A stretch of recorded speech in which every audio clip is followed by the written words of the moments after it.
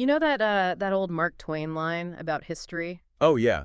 It doesn't repeat itself, but it often rhymes. Exactly. And, it's usually a bit of a stretch when people use it. Right. You have to kind of squint to see the connection. But the source we're looking at today argues the rhyme isn't vague at all. It's deafening. Deafening is a good word for it. It's almost like a direct copy-paste. It is a really chilling comparison. We're deep diving into a piece called Echoes of Iraq, the architecture of maximum pressure. And I think we should be clear from the start, this isn't just another political critique. No, it's not about bashing one administration or another. It feels much more structural than that. Like, we're looking at the actual blueprints for a machine. Exactly. A governing doctrine. That's what the source calls it. A specific blueprint for how the United States can, well, manufacture an enemy. And the whole point is that the plans used for Iraq in 2003 are being applied almost brick by brick to Iran. And just to set the stage for you listening, because people have strong feelings here, we aren't here to debate the Iran nuclear deal itself. Or the morality of Saddam versus the Iranian government. Right. We are here to unpack the logic. How do you take a whole country and turn it into this existential threat in the public imagination? And, maybe more importantly, if you're following the Iraq blueprint, where does that road actually lead? Because the source is very explicit about this. If you use the same map. You reach the same destination. And we all know where that Iraq road ended. Yeah. It wasn't pretty. So let's break this down. First, we have to look at the Iraq precedent.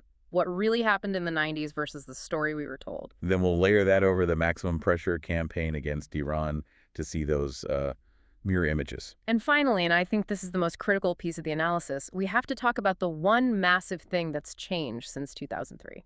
The world itself. The Yeah. whole stage is different, and that changes the ending of the play. Okay, so let's start with the blueprint.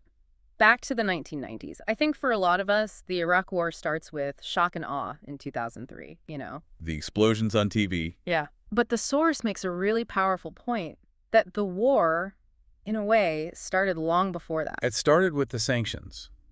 And this is where the source introduces a concept we really have to get our heads around. The sanctions paradox. Right, because the story in the 90s, and I remember this, was that sanctions were the humane option, the alternative to war. The logic sounds good, right? Squeeze the economy, weaken the dictator, maybe the people rise up. It makes sense on paper, but the source it tears that logic apart. Throughout the 90s, Iraq was being suffocated. UN agencies were reporting hundreds of thousands of civilian deaths. From malnutrition, lack of basic medicine, the whole infrastructure just collapsing. It's just staggering.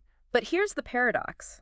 The source argues that while the Iraqi people were being destroyed, Saddam Hussein wasn't getting weaker. He was getting stronger. How does that even work? How do you destroy a country's economy and strengthen the dictator? It feels totally backward. It's all about control.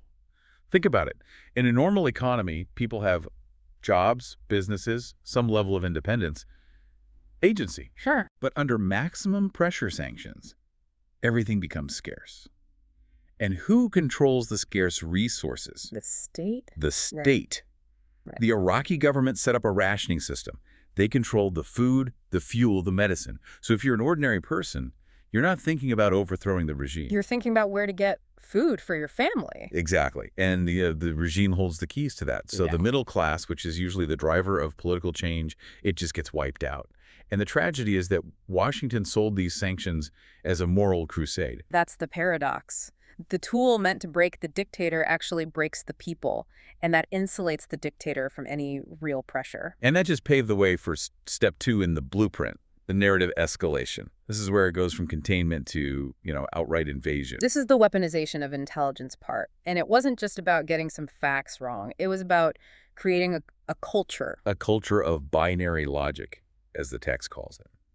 I found this part fascinating. You were basically forced into one of two boxes. And we see that kind of thinking a lot these days. We do. Back then, if you supported diplomacy or letting the inspectors do their jobs, you were framed as being for appeasement. You were weak. And if you were skeptical of the push for war, you were betraying the country.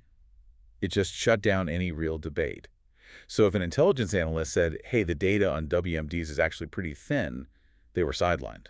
Or if the actual inspectors on the ground said, we aren't finding anything. They were just ignored because the conclusion was already decided. The source calls it policy-driven intelligence. not the other way around. They wanted to invade, so they found intel to justify it. And we all know the end of that story. No active WMD program. An invasion based on false pretenses that completely destabilized the region, gave rise to groups like ISIS, and just shattered American credibility. Okay, so that's the blueprint. Crush a population with sanctions that strengthen the regime, then build a binary narrative to justify a war on shaky intel.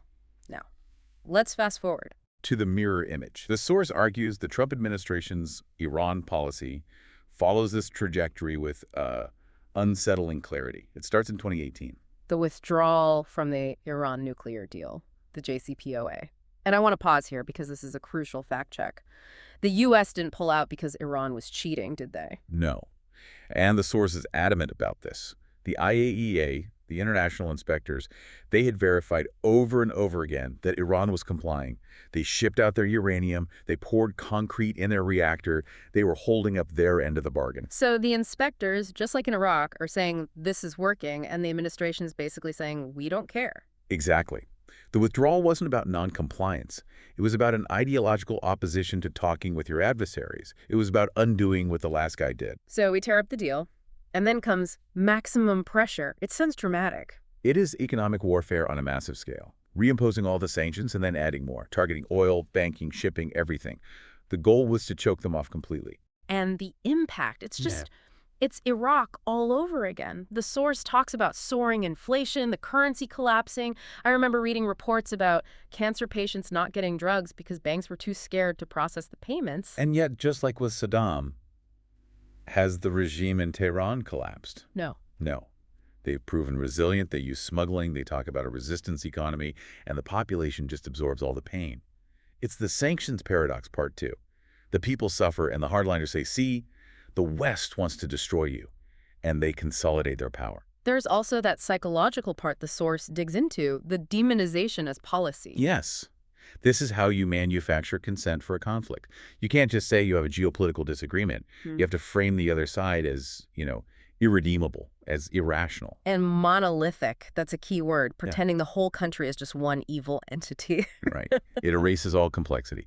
Iran has internal debates, moderates, hardliners, reformers. But the rhetoric just turned them into a single cartoon villain. And why is that so dangerous? Because you can't make a deal with pure evil. If you frame them that way, then diplomacy becomes impossible. Any compromise looks like weakness. It looks like betrayal. So you get yourself into a corner where the only option left is force. Which brings us to threat inflation. This feels exactly like the WMD argument. It is. You stop judging a country by their actions and start judging them by their supposed intentions, what you claim they might do. So it's not Iran has a bomb because they don't. It's Iran wants a bomb, and if they get one, they will definitely use it. You shift from verifiable facts to hypothetical fears.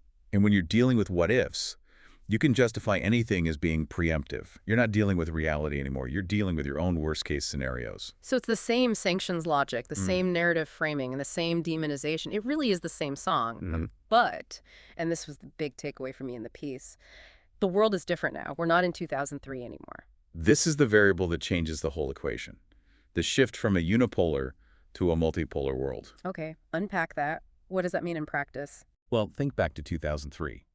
The U.S. was basically the only superpower, the undisputed heavyweight champ. If Washington decided to invade Iraq, it could pretty much force everyone else to fall in line. Europe might complain, but they'd go along with it. Right, and Russia and China were much weaker, more focused internally. But today, it's a completely different landscape. Russia and China are assertive global players. They have their own networks. And the source is very clear. This isn't about Russia being some benevolent good guy. Not at all. Moscow isn't being nice. They're being strategic. They oppose unilateral U.S. sanctions because when America walks away from the table and tries to isolate a country like Iran, it creates a vacuum. And other powers rush in to fill it. Precisely. If the U.S. won't buy Iranian oil, well, maybe China will. If U.S. banks won't process payments, maybe Russia and China will create an alternative system. The source argues that by abandoning diplomacy, the U.S. is unintentionally empowering its rivals. That's the huge irony, isn't it? The policy was sold as this big show of American strength. But in reality, it weakened American leverage. It alienated our allies in Europe and literally pushed Iran further into the arms of Russia and China. In 2003, the U.S. could isolate Iraq. Now, trying the same thing, the U.S. just isolates itself. Wow. So, a failed strategy applied to a stronger opponent in a world where you have less power, that sounds like a recipe for absolute disaster. The stakes are incredibly high. And you can feel the frustration in the writing here about what the source calls institutional memory loss. Yeah, that really stuck with me. The idea that after Iraq, there should have been a reckoning, a real, honest look at what went wrong. We messed up. The intel was manipulated. The arrogance was off the charts. Let's learn from this and never do it again. But that reckoning just never happened. The same people who pushed for that war stayed in positions of power. The lessons were just ignored. And the author warns we are sleepwalking toward a conflict that would be so much worse than 2003. Because Iran is not Iraq. Let's spell that out. What are the key differences? Well, physically, Iran is much larger. Its population is 3 times the size of Iraq's back then. It's more industrialized. But the crucial thing is how deeply it's embedded in the region. The so-called axis of resistance. Exactly. Iran has proxies and huge influence with Hezbollah in Lebanon, in Syria, in Iraq itself, in Yemen. When you destabilized Iraq, it was horrific, but the chaos was mostly contained inside its borders, at least at first. But if you go to war with Iran... You set the entire Middle East on fire. You're talking about asymmetric warfare across the whole region. Yeah. Global oil shipping, U.S. military bases, our allies. Everything becomes a target. It's a completely different magnitude of conflict. And I want to be really clear on a point the source makes here. This is not a defense of the Iranian government. No, absolutely not. And that's important. The source is explicit. Human rights abuses in Iran should be condemned. States have to be held accountable. But, and this is the core argument, accountability without diplomacy is not strategy, it is escalation. That line really hits hard. Accountability without diplomacy is just escalation. It feels like we've forgotten what diplomacy is for. That's a perfect way to put it.